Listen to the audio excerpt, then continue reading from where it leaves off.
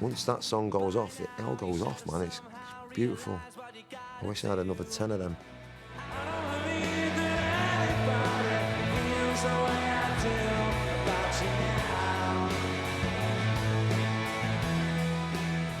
Good songs, good attitude, we looked good, we didn't give a fuck.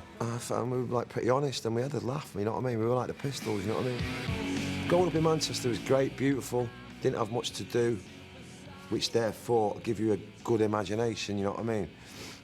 I think the kids of today, man, they lack imagination, you know what I mean? Because there's so much stuff going on, they've got a lot of things to do. What music were you listening to back then? Music, I wasn't into music until about 18, 19. Yeah. I was more into football, so I was always out playing football. Yeah, yeah. And being a little shit, you know what I mean? So music didn't really get into it until later on. You and your older brothers, Noel and Paul, had a pretty rough childhood because your dad was an alcoholic and physically abusive. No, he wasn't. No, he wasn't an alcoholic. My dad never drank, man. Yeah, okay. Which is even more up, you know what I mean? Because he was such a dick sober. Yeah. But no, he wasn't a big drinker, man. Man, all but right. he had a bit of a temper, and he loved the ladies, and he brought that home. But yeah, that was then, and that was when I was about, say, obviously when you're born, so about 13. So.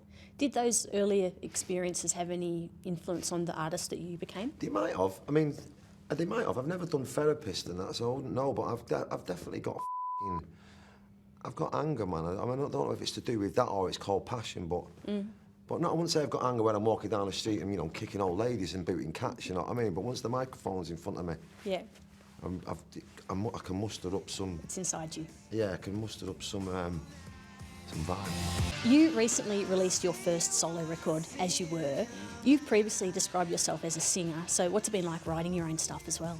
Well, I've had a lot of help with it, so that's been nice. I don't see myself as a songwriter, I see myself as a rock and roll singer for sure. You've always been a pretty honest, unfiltered guy. What's the value of authenticity in the music industry? What's the value of it? I don't know, you can get burnt by it, can't you, if you tell it. But I didn't join this thing for a career or to rub shoulders with like famous people or hang about with like the head of Warner's or whatever label you're on these days, you know what I mean? I did it just to get in and get under people's noses and shake it up a bit, you know what I mean? So being honest is great, whether you're in a band or not, or a car mechanic, you know what I mean, or a butcher, you know what I mean? You can't bullshit yourself, can you? I know loads of people who sold records and have got nice cars, but they're all dicks. Right. You know what I mean? And they're all fakes as well. Which ones are they? Well, whoever. We'll be here all day, won't we? One of your songs, For What It's Worth, in that you sing, for what it's worth, I'm sorry for the hurt. I'll be the first to say I made my own mistakes. Yeah. Who are you apologising to? Well, I guess it's probably to my kids because I've let them down along the way. And maybe, you know, just people. And my mum, I guess. Maybe my ex-wives and that. Because, you know, I've come from 2 failed marriages and I've sort of out, you know what I mean? And I guess it's not nice, so it's nice to let them know that's not cool. You and Noel were always in the headlines for your wild lifestyles and your punch-ons and whatnot. In 2009, Noel announced that he was leaving the band because you guys couldn't get on. While that tension did tear Oasis apart, do you think it gave your music an edge? Oasis? Oh, for sure, man. Without a doubt. That's why his music's lacking it now, you know what I mean? Right. Do you know what I mean? Be careful what you wish for, you know what I mean? As we went on through life and we got older and he got a lot more, you know, his ego got a bit out of control. He sort of changed a little bit, I felt, and it was a bit more him, and so you'd have little arguments, but there weren't that many, you know what I mean? And I think it needed it. Hence why you go to his gigs now, and, you know, I think you wake up in a coma, don't you, about 3 months later, you know what I mean? You go, what the happened? It's either that or he's good at magic or something. Does a magic trick, you know what I mean? Yeah, yeah. You mentioned his new music. Like you, he's got a solo record out. What are your thoughts on the album?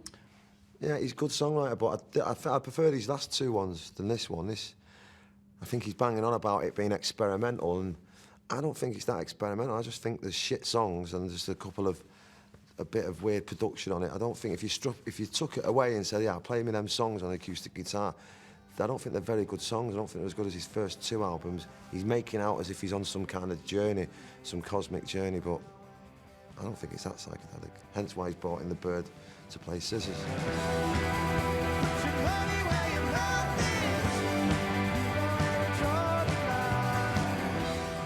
Well, you know, you can't have it all, can you, kid? You know what I mean? You might write the songs, but your gigs are f***ing boring. Many people have described you as the ultimate frontman of your generation. Don't know about that, because I don't do much, you know what I mean? But then again, maybe you don't have to do much. Maybe I do, yeah, well, I take that, I'll take it. But I don't know about that. Mick Jagger's a good frontman, Iggy Pop's a good frontman. You tweeted about Australian tennis player Nick Kyrgios this week. In that one, you said, Nick Kyrgios, don't listen to the beige boys, do your thing. You a tennis fan? I do like tennis, yeah. My favourite is Finger. What's it called? Roger Federer. Oh, yeah. I went to see him out here when we were here last time. Yeah, I love him. But yeah, I've seen a bit of that geezer and that. He's got a temper on it, but I think that's good, you know what I mean? I think he's not killing anyone, is he? No. So I like him. But I was watching the news and there was just some guy sort of saying, oh, he's great, that he's done well, and he was sort of just, you know, he was some guy in a tie going, yeah, well, you know, he needs to behave, and but it's like, listen, leave him alone, you know what I mean? He's like, you know, sure everyone wants everyone to be beige, don't they, and put in the same box, you know what I mean? A world full of robots, you know what I mean? It's nice to have a bit of character. As long as he's, like I say, as long as we're not killing anyone, we're just painting the town red a bit, you know what I mean? Yeah. I think you just got to learn for yourself, haven't you? You know what I mean? Like, life's about making mistakes and getting out of them, and I'm sure I'll make a few more mistakes, and it is what it is. You just got to live your life, haven't you, and see what happens. As long as you don't kill anyone. But yeah, overall, I've had a good life, man. 45, you know what I mean? So I've had 30 years of just good, beautiful chaos, you know what I mean?